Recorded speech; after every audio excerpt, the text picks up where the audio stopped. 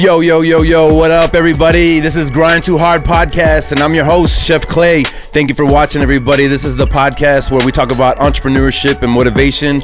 Hopefully, through the stories and real people, you can see maybe there's a light at the end of the tunnel from your dreams and your passion.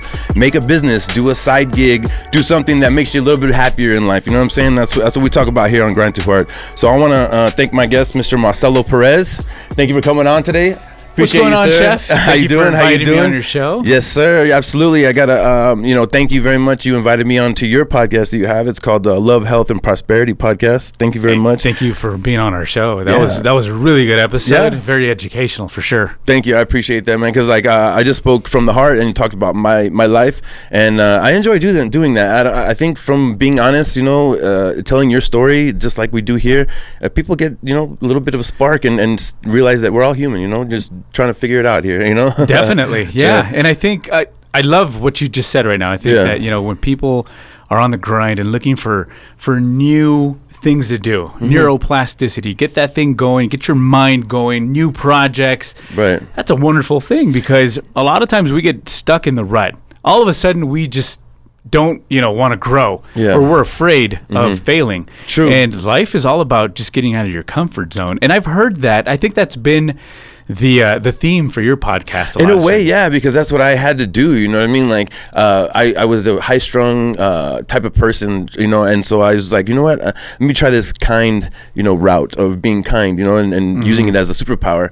And it's tough. It's really tough. So as I went down that road, I realized a lot of other things. You know what I mean? And working hard, and then also working hard toward your passion of what you feel in your heart. Oh man, all of a sudden the blessings come, and then this is my way of kind of paying it forward. You know what I mean? Doing the podcast and hopefully sparking the mind of somebody else here, man. Absolutely. So Mr. Marcello Perez, I really appreciate you coming on this podcast, to tell your story and what you feel about entrepreneurship and motivation, because I see your podcast and then I get motivated because like other people are going through the same struggle. I'm like, this is what's on this week, what's on the depression, like with my episode, and then even the autism. You know what I mean? Like that was a good episode. That was a great episode because like there's people in this world that have kids that are dealing with that, and then also kids that are dealing with that, and it's a dynamic that I just want to embrace as much as I can. You know what I mean? So thank you for doing that episode. Yeah. So how long have you been doing that podcast? The podcast has been around for close to, I want to say, 2 years, and I'm going to give shots out to Mario and to Arturo and Giselle. They're the team, and quite frankly, everything having to do with the production, the sound, and the visuals, I owe it all to them. Yeah. It's not an easy thing to do. Yeah, I met them. Very professional, doing their job. Great absolutely. job. And then it's so admirable what you're doing here with Paul, because, the same thing applies here. Yeah. I think that a lot of people really want for you not only to have the good content, but also are looking for the visuals, the good visuals, the good crisp sound. Yeah. And understanding the topic and making your people that come onto your show feel comfortable, and being able to have a good conversation. These conversations are important. People need to understand that there's a lot of talented people here in the border city that don't get that platform. But I'm so stoked and happy to be able to meet some of the most interesting people. And the crazy thing, Chef, is that you don't have all the time in the world sometimes, and sometimes you want to have a conversation that has nothing to do with the topipic because your guest is so interesting. So you kind of just go the other way. Yeah, and just on a tangent somewhere. It's word salad all over the place. Yeah. There's not a set subject. So this time around with the podcast, what we're trying to do is just focus it more specifically on the topic. But at the same time, I know mental health. I've been in the field for quite some time. I got into health education back in '99. This was a long time ago. With the YWCA, and I was doing relationships with young kids, and I was teaching them about abstinence, and I was teaching them about the importance of making positive decisions, and pretty much empowering them to know a little bit more about where they want to go in life. What setting was this? That in the high school or in a... This was middle schools, high schools, and even grade schools. I would talk to them about the importance of taking care of yourself and respecting yourself. And so I've done career days. Did you feel like you got through to these kids? Yeah, no, absolutely. Oh, that's great, man. Absolutely. That's got to be invigorating to do that, man. Because like I swear, in a crowd of like 20, one person might have made eye contact with me while I was talking. You know what I mean? So I don't know, like, man, that's got to be really invigorating to get kids motivated in that way. Absolutely. Seriously. And at the same time, it was quite difficult back then because you know now it's like so many people are desensitized with all the information that they have. But back in the day, in order for kids to be a part of the actual class on healthy relationships, on sexuality, whatever it was, they had to get permission slips signed. Oh, right. And that was an important thing to do. I thought that was really cool because it allowed for parents to be involved and to have a say as to what was going on. That's true. Nowadays, you have cell phones, you have internet, you have iPads and all that, and it's kind of hard to control that stuff now. True. So as you were doing that in 99, I mean, podcast was not in your realm. Like, you weren't thinking, like, I'm going to do a podcast and start talking about this mental health and help people, no? I was extremely introverted, man. I didn't even see myself doing any public speaking at all. As a matter of fact, growing up in high school, I was that typical kid that didn't really like to talk a lot. Did you go up here in El Paso? I'm from California. I came over here during high school. California. What city in California? In Alhambra. Alhambra? Where was that close to? Alhambra was like 10 minutes away from downtown. It was near, let me see, the cities that were around me were El Sereno, Pasadena, San Gabriel, and Monterey Park. Also at Southern California. Southern California, yeah. So that's your vibe, huh? That's your vibe. That was my thing, yeah. I came over here and I fell in love with El Paso. Yeah. It offers so many good things. How old were you when you got here? About 14. And you fell in love with El Paso? Because for me, honestly, I'll just be honest with you. Like, I'm from South Florida, but at the same time, I was like, man, why did I get here, man? It's like a whirlpool. It sucked me back in. How did I get here? You know what I mean? But God, I totally changed my MO once I got to it and be an adult. Yeah, it's a great city, man. It really is because, the pace out here is, you have a little more control over it.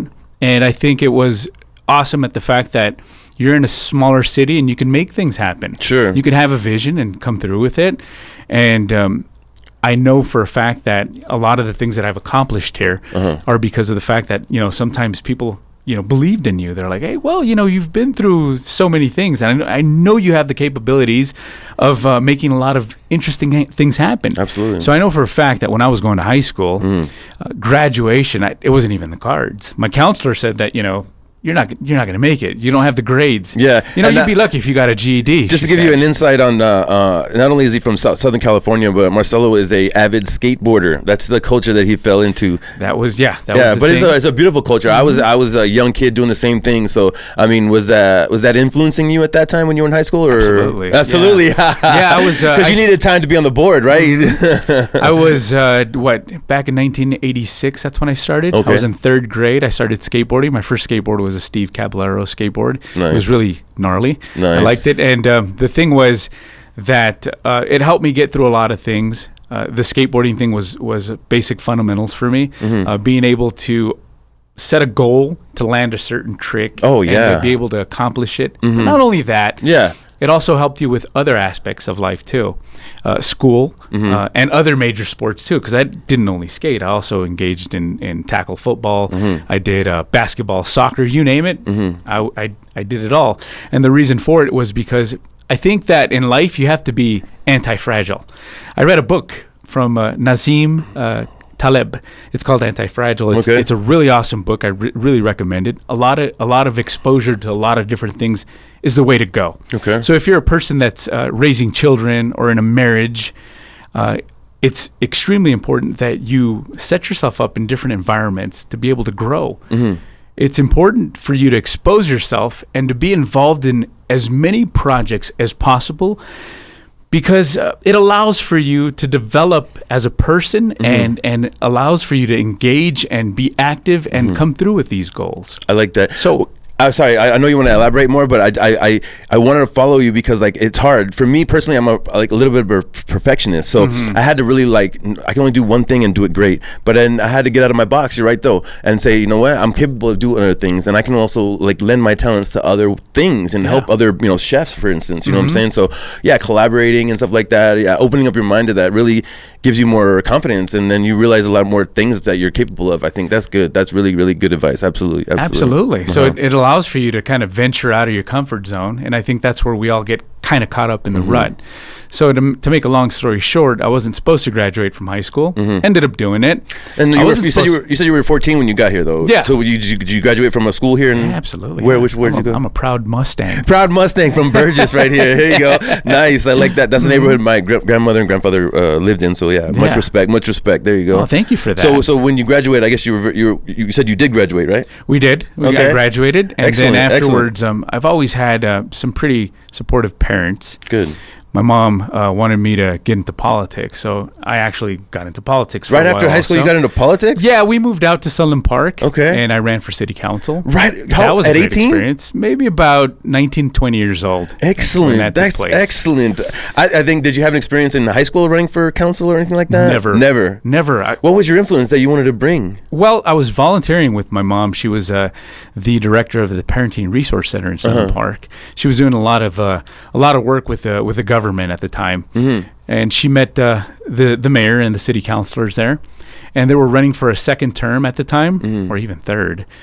And they were looking for somebody to run with them. And since I was really involved in the community, doing that whole soccer league thing, we're doing AYSO, my brother and I at the time, and we're also doing computer and karate classes for the city. She said, well, why don't you run for city council? Sheesh. And she talked to the mayor, and he said, yeah, I'd be happy to have him on my team. So I did, and I ran for city council. But at that time, I was a write-in candidate. So it's kind of hard to win when you're a write-in candidate. That means your name's not on the actual ballot.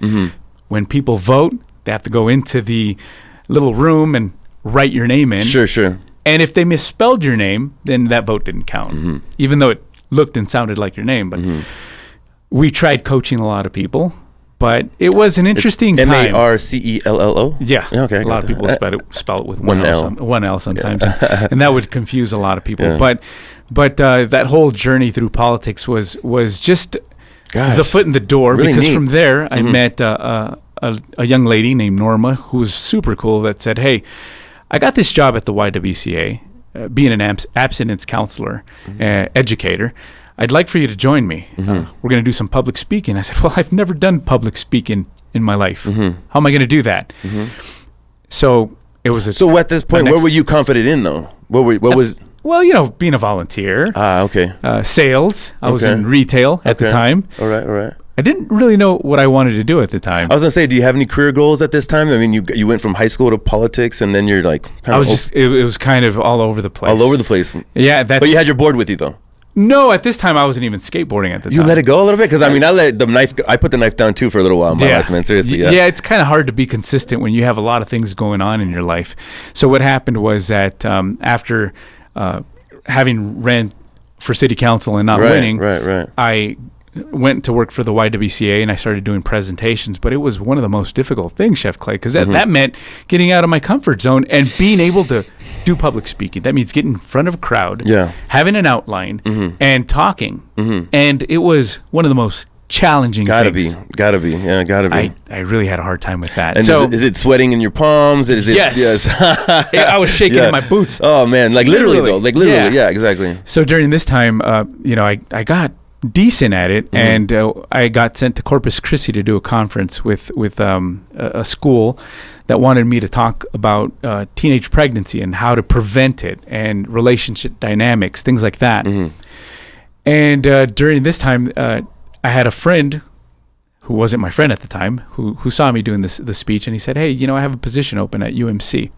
Back then it was Thomason Hospital. And that's how I ended up at Thomason Hospital as a health educator. Oh, that's awesome. And I began a speaking career as an educator, and I fell in love with it. That's awesome. And I said, well, this is where I belong. I wanted to be a speaker, a communicator. I want to be able to offer advice to people on healthy relationships primarily. And ever since then, it's been 24 years, and I'm still doing it. So I know you do. That's exactly what you do in your podcast, right? That's exactly what I do. Excellent. And the reason why I kind of linked it to mental health, because I've always been in the mental health field also. So that's always been an interesting thing for me. Excellent. And I've had the opportunity to work with several mental health clinics here in El Paso. And that's always been an awesome thing, too, because I've always worked with teenagers. And I see a lot of dysfunctions with teenagers right now coming from broken homes and not coming from a place where they can get that encouragement, that love, that support a lot of times, and that's when a lot of kids fall into things like depression, anxiety. Let me take a little section here and ask a question about that. So in broken homes, in other words, like the parents have divorced and the kids either live on one house or they're bouncing back and forth. So things that they need that they're lacking in those type of relationships are support. A lot of support, a lot of being able to spend time and set some goals with some of the people that I was working with at the time. And a little bit of encouragement, a little bit of love, and being able to, you know, sit there and have a good conversation with them went a long way. Because I can tell you, like, personally, like, I don't know, like, I've been 4 years divorced, and when I first, you know, got divorced, I was trying to build this business, so I was spinning my wheels at 1,000 miles an hour. And and now that I've got somewhat of a kind of a steady, you know, aim, and I can have time, you know, I try to build relationship with my kids, and my kids are like 14 and 15 though now, and it's hard. It's very hard. They're both girls. They're girls, but all I can do is just tell them every day, I support you. If you ever have any questions, I'm here for you. Like, don't ever run away from dad. Like, know that I'll be the one to save you. Like, I'll help you. You know what I'm saying? And I just keep telling them those kind of things, you know, and I kind of just pray, you know, like, I hope they know that I'm here for them, you know what I mean? Absolutely. Because I, in a way, I'm kind of scared to actually have that conversation. Somebody told me, a close friend of mine, he lost his dad, and he never really saw him because he worked so much. So he's like, you know what, Clay, he's like, you know what, take the time, sit down and ask him, Daddy works a lot. How do you feel about that? Yeah. You know, just simply like that. And I can't do it. It's like, I can't do it. You know what I mean? It's like, that's a good conversation to have for sure. Yeah, it really is. I know. And I more enjoy the time that they're smiling and we're having dinner and we're laughing. And, you know, I don't want to be like, all right, come down a level and let me ask you this question. You know what I mean? Because I feel like they might cry. I might cry. You know, it's a different atmosphere, different setting, you know what I mean? So yes, definitely. Yeah. So what you want to do is you want to continue making that connection. Connections are important in life. So we fail to do that a lot of times because we get caught up in our work and our stresses and our own anxieties, and we forget about cherishing those moments. Life, we're only here for a minimal amount of time, and people don't realize that, Chef, but I mean, you look at your kids right now, and you can probably imagine them, you know, the first day you laid eyes on them when they were first born. And now you're saying they're 14. Now they're getting ready to look at the next, you know, episode in their life. They're getting ready to, I don't know, they're freshmen, sophomore, seniors. I don't know what they are right now, but next thing you know, you blink your eye and they're graduating from high school. And the next thing you know, they're going to college. So would you recommend, like, not force, but like, not demand, but like, say, like, this time we need to spend together? Like, if you have the capability of doing that, that would be the most awesome thing that you can do, make that connection. Absolutely. I think I was gonna say, like, okay, like, you know what, Sundays at night, let's just do like 6 o'clock dinner. Either I make it or we go out, like, just every week though, like because everybody, it's always like, you know, like, I'm busy, you're busy, you know, but let's make it that we're both important, and 6 o'clock on Sundays, let's make dinner, you know? Absolutely. That's a great, I'm going to do that. Icebreaker, I'm going to try to do that. I'm going to do that, right? And see. There you go. Vocabulary, the way you word things, you want to be able to always be powerful with the words that you use. Sure, absolutely. Yeah, intentional. Because when you say, I'm going to do this, then and you put it on the schedule, then it's going to happen. Right. If you say, well, I'm going to try I'm going to see if it happens, then most likely it's not going to happen. Yeah, you're just kind of like throwing it in the compartment. You know, I'm going to do it. Yeah, exactly. Yeah. But how do you feel when you actually get it done? That's that's the best question to ask yourself, because it allows for you to say, okay, I'm on the right track. I'm making things happen. My self-esteem is good. I mean, it's already good. I mean, you're doing a bunch of stuff in the community, going to health fairs, you're working on your career. Yeah. But think about how good it's going to feel to know that you're spending that quality time with your children. Yeah. And you're making a lot of really cool things happening with them. Yeah, I think as an entrepreneur, I think maybe I kind of shelve it in that, like, oh, they'll know Daddy worked hard. Like, you know what I mean? I really try enough. Yes. I think I get to the point where I'm like, well, they're not reaching out, you know, they're not meeting me halfway, so, you know. Yeah, you know, so those are three things that, like, let me kind of like move on. But in the reality of it, like, I really miss them. I want to spend time with them. You know what I mean? That really would be better than, you know, traveling as a chef, or, you know what I mean? So anything that's, you know, the epiphany of being a chef. But like, for me, I'm at the point where, like, I don't know if I've told you this before. I had a dream of being a chef, a personal chef, and I reached that. So, like, it's like I'm in a struggle of, like, trying to figure out what my next dream is and what my next plateau is. But at the same time, I'm like enjoying the moment. You know what I mean? Absolutely. I stopped and like stopped like striving for so much, and like just enjoy the moment. You know what I mean? And I started looking, and I've built my relationship with my girls. You know, like we have a good, you know, structure where I can ask those questions and build on it and stuff like that. And like, for instance, we had a really great kind conversation. I'll talk about it because it's pertinent. But I don't really follow my kids on social media. Yeah, and they don't really follow me. You know what I mean? It's just kind of a dynamic that's just present, especially with teenagers. And I'm cool with it. I have no qualms about it whatsoever. But on my Grind2Hard page, I think they follow me. They forgot. So my middle daughter posted a little selfie in some good lighting and some hip hop music that I didn't like. You know what I mean? So I felt a certain way. I didn't really say anything bad other than like I was telling her, hey, Belle, basically, I just wanted to let you know you're very pretty and you want to share your aura with people that really deserve it. You know what I mean? So be careful with, you know, sharing it to the world like this. And I love you. And no, you know what I mean? Really, very positive. You know what I mean? But I think it was received more like, you know, in a different way. And then they were asking. How so? Like scolding wise, maybe? Well, the reason I found out, let me just go back up. When I on the Grind2Hard page, when I like try to get a bigger audience, I go to whoever's following me and I go to their followers and I just go down the page, follow.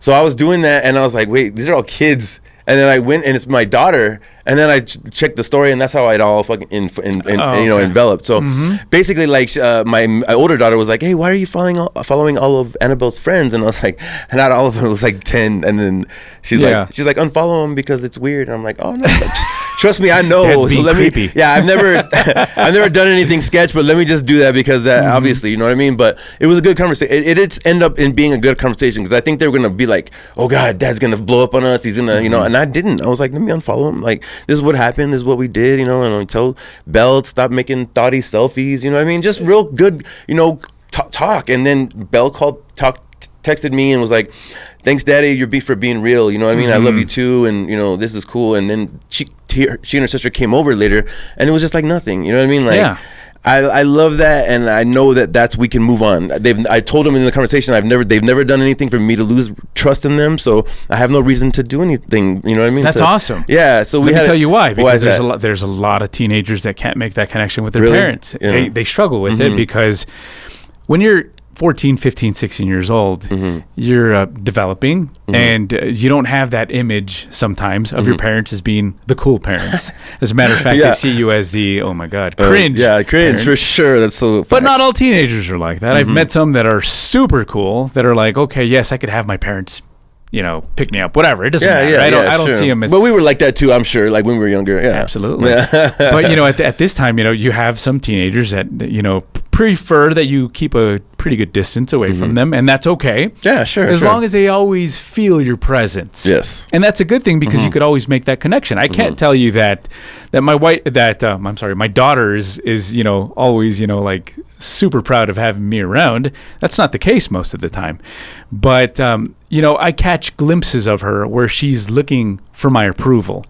And, you know, she's extremely talented. She'll be, you know, at a dance recital, or I'll go see her in a competition.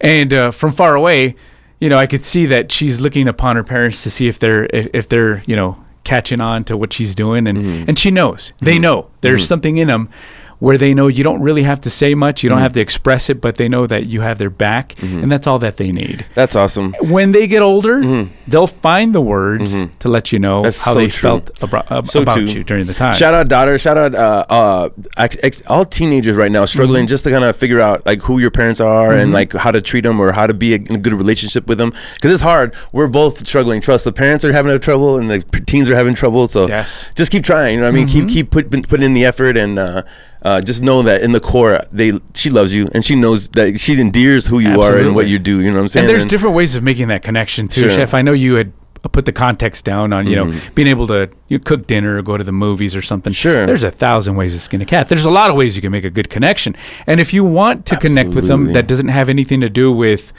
for example, you know, being there physically with them. I mean, you could always send them flowers to school. You could always send them some chocolates. You could always get, you know, think outside of the box, maybe a teddy bear and from anonymous. Just like, hey, you know what? Somebody sent you flowers. And then she's going to be thinking about it the whole time. She's going to be like, who sent me these flowers? And that's a good conversation to have in the future. Hey, remember 2 weeks ago you got some flowers? Well, I just wanted to let you know that I was thinking about you on that day. And it's like, bam! It's like, how did that happen? Yeah, right? Yeah, seriously. You're just thinking outside of the box. I think moms do that. Dads take some time to do that because, like, I think that's true. I think when I was out on dinner with my kids one time, a girl I know was like, man, you're that dad that sets the bar high, so whenever they date somebody, nobody has a chance. I'm like, no, I have no intentions of that.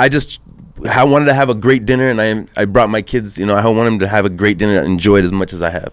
But at the end of the day, it's like, I want that person to be just as good as me or better, you know what I mean? Yeah. That they're with for their life, you know what I mean? So what qualities are important for you and for them to be able to identify? And that's what I'm saying. So I just portray the things that I'm passionate about, what I love, and then they see that, and then they'll do what they want in life. And then I hope, like they find their passions. I'm the type of person that obviously is like one of my third or fourth questions is, what's your passion in life? You know what I mean?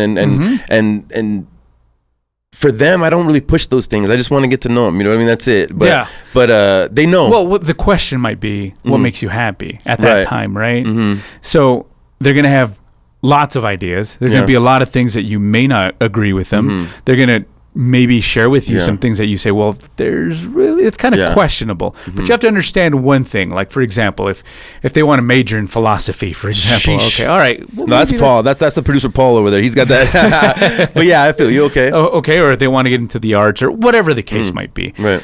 You just back them up, and that's it. Absolutely. If they want to change their major in the future, fuel their passion, whatever it is in the moment, for sure. Absolutely. You know for a fact that the developing mind is an interesting thing, and the only thing that really nurtures it and nurtures a transition and being able for them to mold into who they're eventually going to become is love and support, encouragement. So that's the best thing you could do. Absolutely. For sure. Definitely. I think so we struggle as parents because we're like controlling. We're like, no, maybe you should try this or go this direction. You should do this. This is trust me, daddy knows, do this, but it's like, it got to embrace that this human being is going through life differently in a different time, different setting, different people. Trust them, trust their intuition, just like you trust your intuition. Exactly. Kind of meet in the middle. Yeah, definitely. It's tough though. I mean, because you want to, those are your kids, that's your blood. You're like, no, you're going to succeed, you're just going to succeed, but you got to let them fail. But that's the best way to do it sometimes. And you can offer them the best advice. You really could, yeah. You can give them information that makes logical sense, and everybody look at you and be like, yes, that's really good advice. But a lot of times they're not going to follow it, and sometimes they have to fall flat on their faces sometimes, and they realize, hey, you know what, okay, that was something that I needed to experience for myself. I learned that actually watching my oldest daughter, Skylar. She is in wrestling, and she really is dedicated to this. Her mother was a state champion wrestler, so she has like kind of that goal. You know what I mean? Yeah. So, and it's a high goal, you know what I mean? So she's working hard, doing the right things, and I saw her get pinned. And I don't know if you're familiar with wrestling, but Greco-Roman? Yeah, exactly. So she got pinned, and then she just like struggling, and I could tell like she was upset. Boom. Crawling up the steps, running around, embracing her mom, crying. I'm like looking at her and like, wow, that's passion. You know what I mean? Like, she's saying like, I was supposed to beat her. Like, I knew what I was doing. And I'm just like, wow. Like, so in the moment, like her mom's giving her the good parenting advice, and I was like, I gotta do it. Like I just walked around. I was like, you know what, Skylar? Like no one cares. You gotta work harder. Okay. Like I love you, and I see what your struggle is right now. But like seriously, like shake it off, and like that you gotta work harder. And I was biting my lip because I didn't want to tell her that. I wanted to hug her and embrace her. You know what I mean? But her mom was doing that part, and I just wanted to hit her with a little bit of reality. Like and in the moment, I think she was kind of like aback. You know what I mean? But today I see her and she understands that whole phrase. She understands the saying, you know what I mean? That I wasn't trying to hurt her. I was just saying like, move on, figure out a way to move on right now in this moment. Don't let it hurt you so much. You know what I mean? And so that approach worked for you. That approach worked for me. Yeah, exactly. And I just see her. I saw me. When I saw her that way, I saw me, and I just was like, because like that advice for me was like, yeah, you're right, man. No one's picking me up. No one's helping me out. I got to work harder if I want it. Do I want it? Yeah. Right? Dude, if you want it, I know Skylar wants it. So I'm like, just work harder. That's all you got to do. Just work harder and know that you're going to get it. Just know and manifest that you will get it. Envision it. That's my advice. And I think she gets it. And I think there maybe in the beginning was like a little intense, but they get it because I'm serious about manifestation and really believing in yourself and your passions and stuff like that. You're programming your mind. And when you program your mind, then you look at that goal and you try to make steps to head in that direction. Absolutely. But you got to envision it. It got to be the thing that you really have to put in your brain to be able to head in that direction. Yeah, so I try to break that down to people because they're like, oh, manifesting is real. But like, just like it's real when you wake up and you're like, I'm going to get up, I'm going to go to the bathroom, brush my teeth, and then I'm going to like feed the dog, and then I'm going to make some breakfast. You do that all in your mind before you actually do it in the physical world. Time, space, you know what I mean? So the same thing with getting your career, same thing with getting that life you want. I'm seriously like, just envision that the suit you're wearing, the people you're around, the setting you're in, what palm trees is outside your door, like everything, everything. And so if you do that, you have no way of failing because you're always working toward that goal. Absolutely. You know, James Clear in his book Atomic Habits says exactly that right there. Just what you just said. He talks about being able to envision what you want tomorrow to be and to prepare for that also. So you can definitely take small steps to create those habits so that you can get into a continuous habit of doing things a certain way. It also helps with emotional regulation also. Sure. Something that I always teach the people that I work with too. It is vital that you are able to transmit that to the people around you because when you're in a good mood and you start off your day in a positive way, then it's contagious. Absolutely. People look at you and they want to know what that secret is. And you could share it with them, but action speaks louder than words. Absolutely. And so, I just want to like give you some props here because I saw that you had read that book and we share that. Atomic Habits is a book that I read too. I was going to share some quotes from that book because it's such a good. Anyone can work hard when they feel motivated. It's the ability to keep going when work isn't exciting that makes the difference. So how do you find excitement in something that doesn't really excite you? Like for instance, like sometimes like I love the gym so much, but like there's days that I'm like, actually driving to the gym, like, and then like I gotta go straight to the podcast. You know what I mean? I make all these, I make it exciting because I'm like, you know what? I'm gonna do so many things in one day. I'm gonna get all accomplished in one day, and I just like, change the mode, change the outlook on things. And then the other one, I have three. I'm gonna end the show on the third one, but the other one is the point is to master the habit of showing up. The truth is, a habit must be established before it can be improved. Exactly. So going to the gym every morning at 9 a.m. was the habit. And then to improve on it, right? Not just going to kickboxing, but I actually want to like work out, or let me run 15 minutes before I go to the gym. Let me stretch. There's all these things that go into it. I want to be a better kickboxer, or whatever the case may be. You know what I mean? So, Atomic Habits is one of the books that was I forget who actually told me to read it. I think it was Josh Jacobs over at Costco. But it was one of those books that as I read, I just got more and more invigorated. Seriously, great book. Most definitely. Atomic Habits. If you guys want to check it out, definitely. It's a really good book, and once you start getting into those valuable habits, you start making a lot of important things happening in your life too. So you're right about that. Going to the gym is not an easy thing. There's going to be days where you're dreading it. You wake up and you're like, oh, I don't want to do this. I know it's leg day today, and I know what exercises I need to do. Yeah, exactly. But it makes you a stronger person. It does. It really does. And exercise is 10 times better than taking an antidepressant, I'll tell you that much. So what you want to do is ensure that you create that habit of going to the gym, feeling good about yourself, looking at yourself in the mirror and being satisfied with who you're looking at. There's nothing wrong with Great outlook. Yeah. It's the same way like if you're diabetic, missing insulin, and you take your insulin, same thing. If you're depleted that day, you're not feeling, you're depressed or whatever, take your pill, go to the gym, make your bed, get those little successions throughout your day that make you a little bit more motivated as you go about your day. I mean, it's the truth. I do these things the same way. Having a dog now, I have, I'm gonna go walk the dog. Not only walk the dog, I'm gonna take him to the park. You know what I'm saying? Like these little things that like, he's moving, he's zooming around, he's so happy. You know what I mean? Like you get these different like accomplishments that make you feel better. You know what I mean? Rather than let me just sleep. I should sleep. I deserve. It's so much easier to stay in bed. It really is. It really is, right? Yeah. Honestly, when it's 5 o'clock and you have to get up to do something. Yeah. And the bed is so comfortable and the sheets, everything is nice. Yeah. You just feel like taking, let me do another 20, 30 minutes. But you know for a fact that those 30 minutes are going to mess you up. Yeah, my advice to people is like, yo, listen, I know you're tired. Like you could use 8 hours, 12 hours, 10 hours. But I'm telling you, if you sleep 24 hours, you're still going to be tired. So just listen to yourself, work, sleep 8 hours if you can get it. go about your day. Like, seriously, don't think about being tired. Exactly. You're not. You slept. Your body is good. You know what I mean? But, it's good get to know the younger Marcello, and I see how smart you are with the mental healthness and how invigorated you are to help people. I like that a lot, and you're a great person. It's my thing, Chef. One of the things that I do like to do a lot is work with young couples also. Oh, is that right? Because at a very early age, I learned how to give premarital courses. So I would talk to couples before they actually got married. I think it's important for them to really take into a lot of consideration set a foundation, the vetting process, being able to get to know someone really well before you actually decide to take the leap of faith.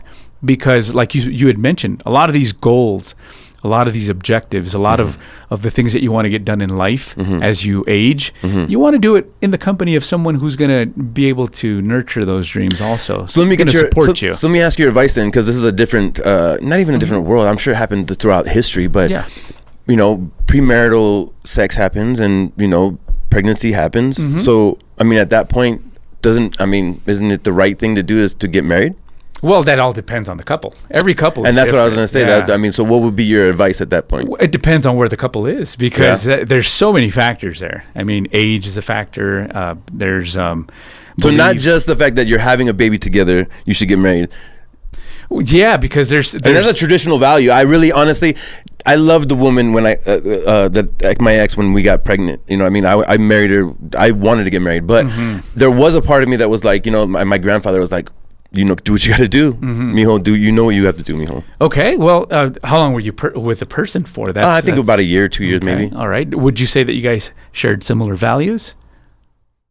Yeah, for the most part, sure. Yeah, definitely. You guys had a lot of chemistry together? Sure, yeah, definitely. You guys were willing to work through very difficult situations? Definitely, yeah, we made that commitment. Okay, all right. Well, then it kind of sounds like you're already married without the document. Yeah, I know, right? Yeah, that's what I'm saying. Well, no, that was the case at the point when I had my first child. It was like 2008. Yeah, but I mean, I remember like, oh, you're pregnant? Like, okay, well, I'm going to go get a ring. You know what I mean? Like, it was just that process. You know what I mean? Like, we were dating. That's what felt right for you at the time. Right. That's what felt right to me. So I'm just saying, like, in this day and age, the good advice would be to, let's say, like, unbeknownst to you guys, you got pregnant. Talk to somebody like a mental health or a relationship therapist to figure out where you were at together. You know what I mean? Like, this is where I'm at. This is where you're at. Together, we're having a baby. What do you think about the future? What do you think about, you know what I mean? Like, yeah. Absolutely. You have to have those hard conversations. Yeah. Sure, definitely. Hard conversations having to do with economy. I mean, where are we at economically? Yeah. Can we, who needs to work? How much money do we need? The other thing. I think... Sorry. Go ahead. No, I was gonna say, because like that's what in that moment I think it was like, okay, so we're married or we're gonna get married. I gotta work. I gotta work 24/7. Take care of everything. Make sure this, that, and the other thing. You know what I mean? And then I think she was. I feel like she was like, okay, well the baby's coming, so I'm gonna figure out the nursery and how we're gonna. You know what I mean? Yeah. That's the kind of, we just feel that way. We don't talk about it. It's more of like a feel. So what you're saying is that you guys need to sit down and talk about it. You know what I mean? Who's going to take the brunt end of this? You know what I mean? And this is going to happen. What are we going to do to move in the right direction? Yeah, that's great advice. Because I tell you, I was 26 and it was just, I got to work. That's what am I going to, how are we going to be successful, or how are we going to live?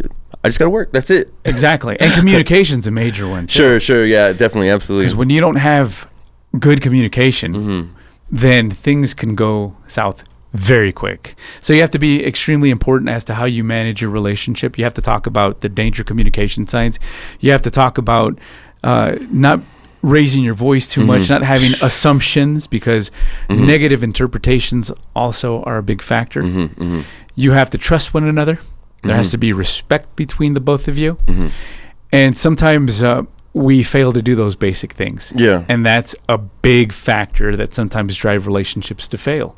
So do you think a professional therapist would have figured out that I was a high-strung person that I needed to kind of take a chill? Well, well, let's go ahead and say that you, because like that was like the main thing, is that like I would be like what? No, what's your problem? Like you're tripping. You know what I mean? Like I was that type of person. But I mean, I know in hindsight, I mean in retrospect, obviously that was the wrong way to be. I was a horrible communicator. You know what I mean? So well, if you're a horrible communicator, you're admitting it, then there's a room for growth for sure. Yeah. And but what's going to happen when you make that communication solid with your partner?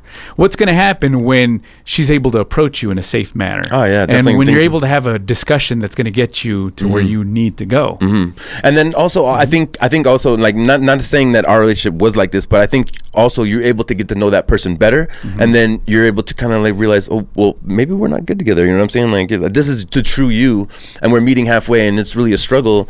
Like, maybe that, you know what I mean? Like, you just kind of figure out, you know what I mean? Because, like, not everybody's meant to be together, you know what I'm saying? That's the truth. Definitely. You're right about that. Like, me personally, like, being alone these days, like, I feel more fruitful in not only, like, financially, but also as a person, you know what I mean? I'm going to get to know myself better, love myself better, and things like that. Because I think maybe sometimes we're in a mode where we're just like, I got to break down walls, you know what I mean? That's all my life is about. And it's like, no, you deserve to kind of chill, you know what I mean? And enjoy life as well, you know what I mean? Enjoy your life. Yeah. Establish your goals, complete them. Yeah. Be full within yourself. Yeah. That's a good thing right there. Absolutely, too. Yeah. And then through that, I'm telling you, I'm able to build a relationship with my kids. Me and my ex-wife are like best friends, you know what I mean? Like, and now when I meet people, I'm not so like uptight, like I need to be this person. It's like, I am this person. This is who I am. How you doing? You know what I mean? Like, you're really happy with yourself. Yeah, I'm happy with myself. You know what I mean? So, like I said though, like I was trying to make a transition, but you're so interesting. You have so many aspects to talk about. Yeah, seriously. Like, that's why I felt like on your podcast we could have talked for hours. But definitely. I have a lot of questions actually. Okay. So, who or what inspires you as a man? As a man, wow, my dad. Your dad? Yeah, he was a cool guy. He's a cool guy. He is a cool guy. Yeah, he is a cool guy. Yeah. Yeah. We talk a lot, and I think it's important to have male figures in your life. My brother Fernie, such an awesome guy too. A lot of the guys that I hang out with that are very successful too, that have these goals, they're very young guys that just ventured into having a project and making things happen for themselves. Right. To me, risking it all and just going for it. Very admirable. These guys are just so knowledgeable, and they're influential, and I think that's important for the next generation to have too. Sure, definitely. So when it comes to people that have influenced me in my life, I look upon my brothers, and I look upon my dad, and a couple friends that have always been solid. There you go. So the things that you're doing, I mean, these are inspirational. So you have to look at the people that are around you, the people that are good communicators. And the people that have a good vision for the world also. I like that, because you're not like, is this one specific thing or one specific person. It's like your collective of your stimuli. Yeah. You just like it all. You're just inspired by it all. The people who, I like that a lot. The good vibe. Yeah. Thank you, man, for sharing that. What this question I kind of wrote out. I want to say, sure. But how do you translate your struggles and triumphs on a deck, trucks, and wheels to everyday life today? That's a good question right there. Yeah. Never give up. Never give up. That's it. I like that. Yeah, because I'll tell you what, on the skateboard back in the day, I gave up because I would fall so many times and it would hurt so much. Yes. Yes, but that's life. Life is about, trial and error. Sometimes you're going to fall. You got to be able to get back up on your feet. And sometimes that could be quite difficult, especially when you've broken a couple bones, right? And never get discouraged. Yeah. Always be able to get back up on your feet, be resilient, be strong. Know that what you can do is very important in life, and the examples that you could set can resonate for generations. And just like you're saying though, once you hit that ollie or that, kick flip, you're going to inspire somebody else. You know what I mean? So, yeah. It was you remind me of a cover. Jamie Thomas, he's a pro skateboarder. He had a cover for one of his skateboarding companies. Right. And that's what it was. It never give up. And it shows him trying, like, maybe, I don't know how many times, multiple times to land this trick. And he finally does. And that feeling that you get when you accomplish something, whether it be on a skateboard or career-wise or whatever the case might be, feels so good. It feels so good to be able to accomplish a goal that you've been wanting to. Right now, your goal is to be a better father, to connect with your daughters. Yeah. When you have a good session with them, when you have a good moment with them, and you drop them off at home, that's when you say, wow, this is what life is really all about. Being able to live this life where I know for a fact that I'm making a difference. Big time. That's cool. Big time. And then my next one was the Atomic Habits. I was going to drop it on you, like that we both read it, but that's such a good book, you guys. Check it out, seriously, guys. I think Jason Dunhill too, or I think that's his name. He's got the Power of Habit, which is also another good book that I do recommend. Power of Habit, okay. Your audience to check out. Barnes has it for maybe about $16. It's an awesome book, and I think it inspired, I want to say, James Clear to do his book too. I want to say because there's a lot of similarities, parallels. Similarities, yeah, for sure. All right. So how do you maintain? Oh no, sorry, I want to go back because I know you have you're part owner of a skate shop, right? I was back in 2004. My brother Jesse and I opened Crooks Skate Shop. Crooks. We all know Crooks here in El Paso. Yeah. After we had at one point we had 4 shops open: Santa Teresa, we had Lower Valley, Trowbridge, and right across the street from here. That's awesome. Here on the so let me ask you, what does entrepreneurship mean to you? Well, it is definitely a challenge. Nothing comes easy at all. And anybody will tell you, like, for example, I was talking to Paul about this. Joe Rogan, it took him 5 years to get his podcast going. Now he's got the best podcast in the world. Yeah, exactly. You have to continue. You have to make sure that whatever struggle comes your way, you got to conquer it. When we first opened up the shop, we had nothing. As a matter of fact, we only had a couple decks, maybe some wheels, some trucks. We didn't have any shoes at the time, and we only invested a little bit of money into it because we didn't have a whole lot. The shop is open now, and you walk in there, and there's a variety to choose from because we never gave up. Nice. As a matter of fact, there was a lot of skate shops that I could tell you opened up and closed their doors. And a lot of it had to do with the fact that, you know, they just couldn't take it anymore. It was just too much. And it's an interesting story, maybe for another time. But there was a lot of times where we just felt like throwing in the towel because it wasn't a prosperous business. It wasn't lucrative at all. We had to establish a lot of connections. We had to do a lot of health fairs. I remember going out, and I was working at UMC at the time when I opened up the shop. And I was doing a lot of free marketing. I was doing presentations, career fairs that would talk about my profession, which is public speaking and health education. But then I would merge onto entrepreneurship, and I would pass out flyers. And those were little hacks that eventually accumulated into what the shop's success is now. Exactly. But it was just never giving up. Never giving up. I'm not figuring out a way. Credit. Figuring out a way, yeah. So, like, what was in those moments though? Like, what kept you motivated?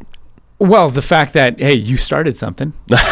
Now you make it work, right? Yeah. Just and you had a love into it. It was your skate shop, right? There was like, you love skateboarding, so you wanted to figure out who else loves. I know there's people that love skateboarding as much as me, right? Yeah. Yeah, exactly. Yeah. So I mean, later on afterwards, did the podcast with a similar type of project with the skateboarding, but the concept was always there, and being able to kind of reach people using the skateboarding thing has worked out. Some people have really resonated with it, which is really cool.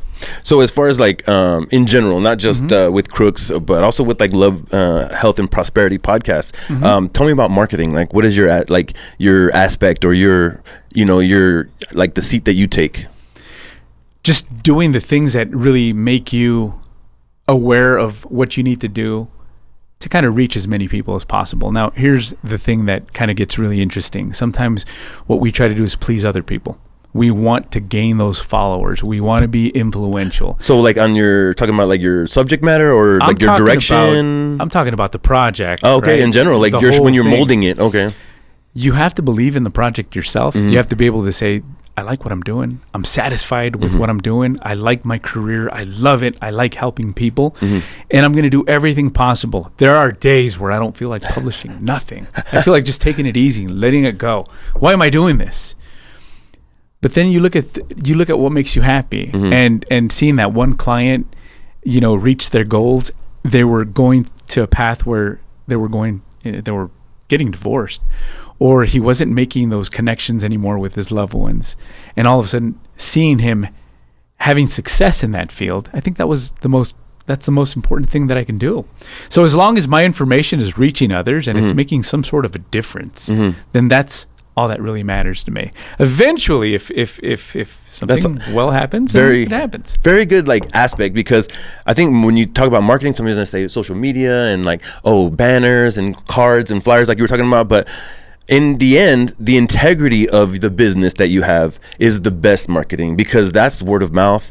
That's your biggest billboard you could have. I mean, seriously, like when you're walking with high integrity as a business owner or a business or an entity like a podcast, it's nothing. I mean, it shows. It's what your MO is. So I like that a lot, because like I have passion for what I do here at Grind2Hard, and it shows. Like I see the views, I'm like, man, people really like what I do. That's crazy. You know what I'm saying? So I'll keep doing it. And you're talking about like a direction. Like I don't have like necessarily a direction. I just have the entrepreneurship motivation and just grow from it. You know, I just keep growing from it. Yeah, and it takes time. It doesn't happen right away. There are a couple people that have been fortunate enough to record a podcast or record a video that's gone viral, but that's not always the case. No. I think there's not always that black swan there that all of a sudden, boom, it blows up. Sometimes it takes consistency. Sometimes it takes a lot of heartache, a lot of headache. But you have to be willing to roll up your sleeves and do it again. Every single time. And that's the most important thing right there. Yeah, I forget how the saying goes or what the meme is or whatever, but like as soon as you gave up, like your blessing was right around the corner or something like that. Sometimes it happens that way. When you just give up and then you were so close. Some people were like, hey, aren't you doing that anymore? And you're like, yeah, but I quit because it wasn't giving me the results that I thought it was going to give me. It's like, dude, that was so awesome. I was looking forward to more information coming out, or I was looking forward to seeing more education and more motivation that you were bringing, because honestly it was good stuff. I think as entrepreneurs or somebody who's passionate, even if you're out there painting and you just do it for yourself, like just keep going. Just keep going. Seriously, if you're doing it for yourself, just keep going. It's gonna show. So my next thing is, do you have business plans for your podcasting future? Not at the moment. No? What we're doing right now is I'm recording a bunch of solos. Okay. So I'm focusing more on marriage. I'm focusing more on relationships. I'm focusing more on setting a good environment for your family and being able to communicate a lot better with your significant other. And the reason why I'm doing that is because I fell in love with the profession in that manner, because when I was doing a lot of mental health work, like I had mentioned, I saw a lot of kids that were struggling with that. I saw a lot of kids that were taking psychotropic medication. Sometimes, their anxiety levels were high, depression levels were high. And a lot of it was because of the fact that they didn't have any structure at home. They didn't have role models at home. And a lot of them were being institutionalized. So I wanted to make a difference in the way that you can motivate by just planting a little seed in someone and seeing that plant grow and having them say, yes, I have the capabilities of growing and being able to do something important in my life. A lot of these kids didn't have that, didn't have that encouragement.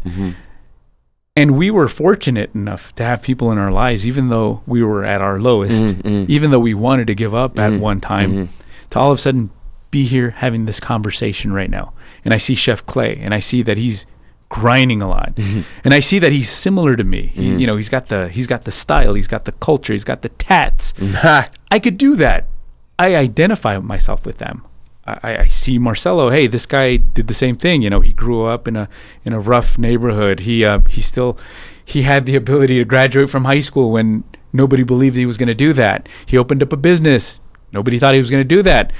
He had a couple of failed relationships. Now he's doing relationships. Now he's fixing things for himself and continuously making things better, his environment better.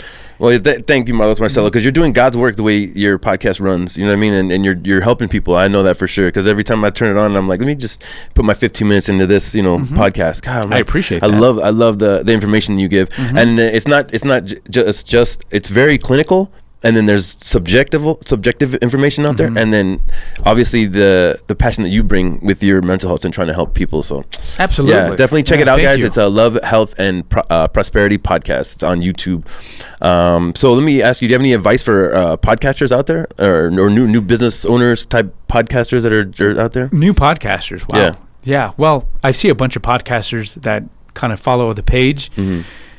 And I learn a lot from them. So whatever it is that you're doing right now, the ones that I'm following right now, keep doing what you're doing, because you're awesome. You're killing it, and don't give up. I think that any information that you have to give, I certainly watch, and I think it's really awesome. I love your podcast. There's a couple of other local podcasters also that I think are are awesome too. Yeah. Shouts out to Keen Vic. As a matter of fact, I like the way he expresses himself when he's on this podcast too. And you know, it's just consistency and being able to carry on with what you really like. Now, I can't tell you I'm a podcaster myself. I just kind of stumbled into it. It was a project that you have a lot of episodes. Hey, thank you. Yeah, I know you do, man. And seriously. It was fun. And the people that are behind the project really believe in it, and they're so talented, man. I look at them and I'm like in wow, because not only do they believe in their abilities in the production, but also in the content. And they never have given me any negative feedback. They're always like supportive. This is important. We need to do it. And we understand that, you know, we all have a living to make, but if this is for the greater good, then we're gonna continue doing it, and that's what they've done. So somebody, a friend or somebody you care about came to you and said, you know what, I can't wait to start this podcast, and like, that would be your advice. Which do it. And how do you start it? Well, if you don't have the money, you know, put your phone in front of you. Yeah. And get that little mic and hook it up to your phone. It really is that easy, guys. And just start interview somebody or start talking, whatever the case may be. Find what it is that makes you happy. In this case, well, you and I have a niche that we like, that it's kind of all over the place, but it's a niche and it's cool and people like it. And exactly. Keep going with it. Yeah, absolutely. So so this is a question that I ask all my guests. It's very kind of like subjective, so I don't want like the actual. It's just whatever you think. Define the line between confidence and cockiness. Well, what you want to do is stay humble all the time. Okay. You want to build people up. Okay. And you have to understand that when you build people up around you, they're gonna have you in high esteem. You don't have to act like if you're better than anybody. That's absolutely true. Sure. You nurture people and their self-esteem, and you encourage them. You wish them the best, and you always set a good example, not by telling them, but by seeing what it is that you're doing, and then hopefully having them see that, hey, this guy is not a bad guy. He's actually a really good person. I could learn something from him. And you're going to slowly see that people are going to look at you, and they're going to see you as a pillar of society, and hopefully they kind of follow in your example. But what we want to do is we want to plant that seed again. We want to encourage people, build them up, and have them understand that, you know, when they get up there and when they start doing well for themselves, they have to understand that they have to give back also. Oh, yes. That's a beautiful thing to do. If not, then something along the lines is going to happen that's going to humble you. Yeah. And sometimes that could be a little tough. So that where does that line of cockiness come in? Where would you? Well, it depends. I think a lot of people sometimes gain fame too quickly, maybe. Okay. Or sometimes they're very confident in their abilities, and there's nothing wrong with that. And I think that there's a lot of people that are very competent. But at the same time, again, you have to be able to share and nurture with people. There you go. And you have to build them up. Yeah. And when you do that, people look at you and they want to be able to have you around because you bring something special to them. There you go. They don't know what it is. Sometimes they can't even point that out. But they know for a fact that when they're in your presence, something awesome can be triggered within them to do something better. Absolutely. I like that. And then leads into the last question, which is just what you said, though. How do you pay it forward? How do you pay it forward? Wow. Well, you always want to self-regulate yourself in the morning. You want to wake up. You want to feel thankful for all the things that you have, all the blessings. Have that ritual down for yourself. Right. Wake up. Have your cup of coffee, get ready, smile at the world. There you go. Pray. I'm a big fan of praying, and I think that, you know, for me, it's helped me out so much. And I encourage people to have faith. Sure. A lot of people are coming back to the faith, which is a really good thing. It doesn't matter what faith you have, but, you know, as long as it's for the greater good. Sense of spirituality, for sure. And as long as you're able to transmit it in such a way where people are looking at you and they're saying, this guy's happy. And he's spreading a good word in our community. Let's go ahead and nurture whatever projects he's doing, right? And likewise with your family. If they see that you're doing that, they're going to follow you. You don't need to stomp around or demand any type of respect. Right. If they see that you're on your game and that you're dedicated to loving your family and that you're dedicated into taking it to the next level, then things are always going to be good for you. Yeah, I like that, man. And let me just say, like, just indirectly or directly, but you're paying it forward and you're doing God's work in everything you're doing with your passion of helping people mentally, relationship wise, and putting the word out on the podcast. Because people got to know that we don't get paid to do podcasts. You know what I mean? It's all about, you know, us really kind of just putting everything together to put it out for you guys. And it's admirable. I just want to say that. So I love your podcast and keep going. Hopefully we can work together in the future. I had a great idea of me, you, and Paul sitting down and just kind of collabing. I think we should do that. Yeah, I really do. Like three, and just in a dark room. You know, no logos, no nothing. Just talk. You know what I mean? Because that was a good old conversation. That was a great conversation we had pre-podcast. So I'm gonna. Thank you very much for being on the show, Mr. Marcello. It's been a great conversation, and then I'm gonna end the show with a quote from the Atomic Habits. If you miss one day, guys, try to get back into it as quickly as possible. The first mistake is never the one that ruins you. It is the spiral of repeated mistakes that follow. So get out there, guys. Stay positive, stay motivated, and keep going. Never stop. Stay on the grind. Grind2Hard podcast. Thanks for watching, guys. I appreciate y'all. Stay up.